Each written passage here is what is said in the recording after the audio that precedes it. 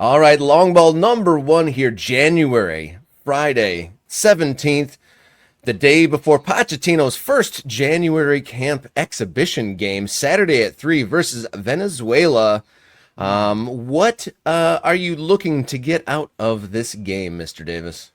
That's a good question. We've had some players depart. Jesus Ferreira left. John Tolkien left. I think I'm missing somebody else who has left because, this is not the most important camp. If you're not 100% fit, I think in Ferreira's case, it was literally that. He just made that move to Seattle. He wasn't match fit because he hadn't played a game since early October.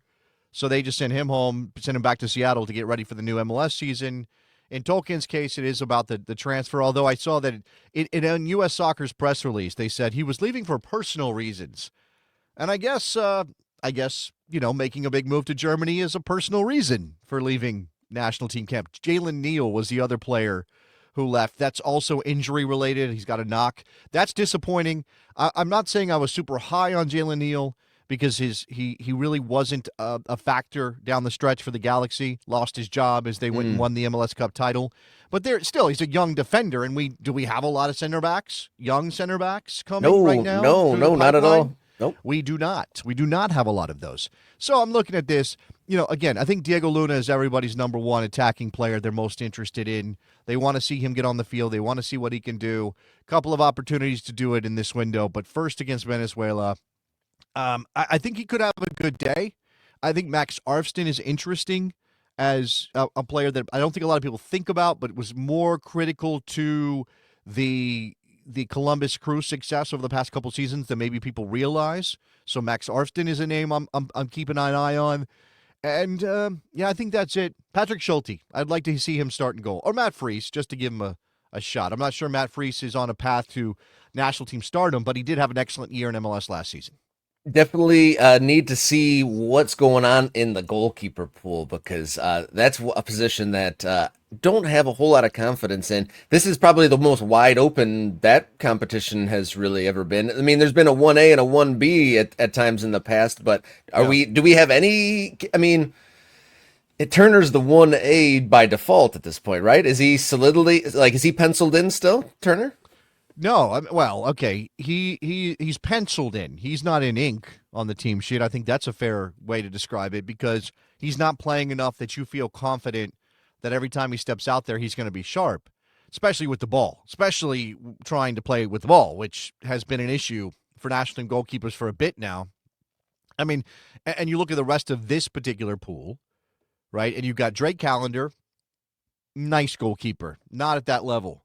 I don't think, and also prone to a mistake here or there. Matt Freese, who I just mentioned, who has emerged, I'm glad he's getting his shot. He got a shot at NYCFC, right? Because he was stuck behind an excellent goalkeeper in Philadelphia for too many years and wasn't able to really get a shot. And I think, this is maybe an opportunity. And Mike Thomas, who is our Philadelphia Union guy, says that Freese is being looked at by German and Dutch clubs. Stock is rising. Obviously, being in part of the NYCFC system is also an element of that. Being in the City Football Group family, I think is probably going to benefit Matt Freese. Maybe that's a name to look out for. Patrick Schulte, who I do think has a move to Europe coming up, but isn't there yet. And Zach Steffen, who, fair or not, has kind of been passed by, right? He lost out on the job to Matt Turner, left at home for the World Cup because Berhalter didn't want some question about 1A and 1B and who's going to start. He wanted a clear number one, didn't want to have any drama.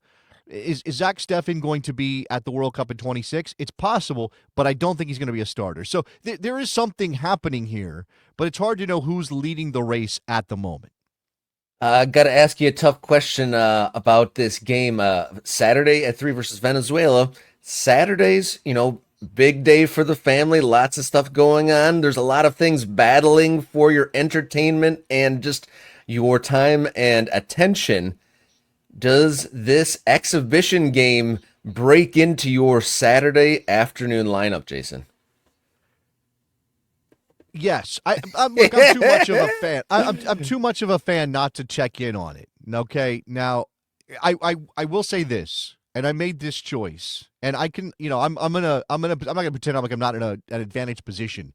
I can put my streaming services that have soccer on them on my taxes and add them to my deductions at the end of the year. I can do that. Because of my job, I'm allowed to do that. So there's something to that.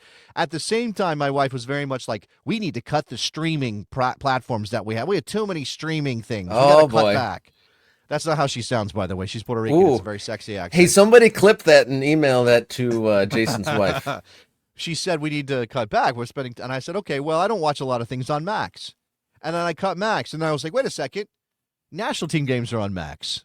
Well, do I have to get Max again, or I think I'm watching in Spanish tomorrow. So it'll be two things. It'll be watch some national team in a game that I don't necessarily care all that much about, with players who are maybe not going to be the future of the national team but are getting a look, and maybe work on my Spanish. Rob, I killed two birds with one stone. And then just to kind of put a bow on the United States men's national team versus Venezuela preview, what could be the thing that you pick out of this that would like serve the most purpose? Like seeing this person play or seeing this action happen? What would be like the one thing that would be like, okay, check the box? I mean, again, I'm going to just come back to Diego Luna. I just like to see Diego Luna ball out because it's fun to watch him play. Again, I think his profile makes it tough to imagine him starting for the U.S. men's national team.